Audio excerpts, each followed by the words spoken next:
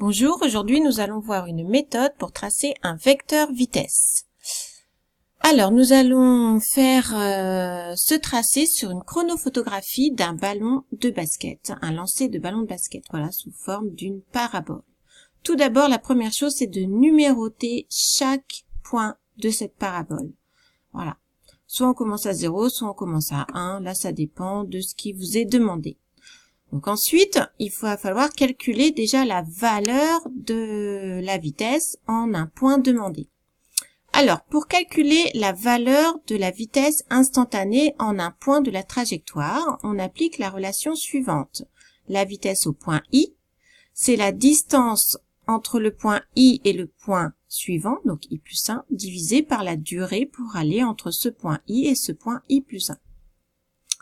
Prenons l'exemple de la vitesse pour le point 2.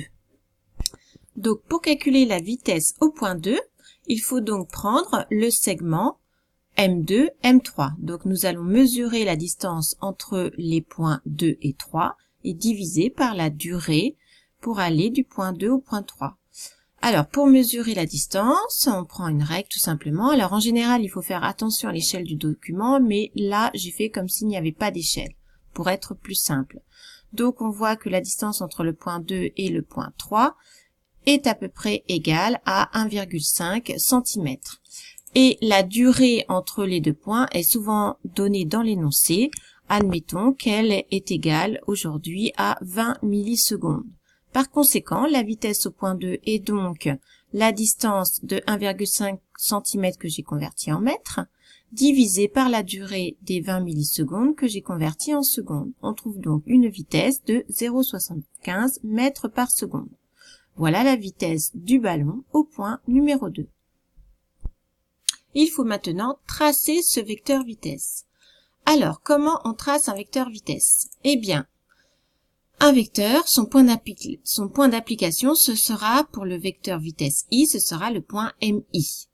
La direction, elle est tangente à la trajectoire et le sens dans le sens du mouvement.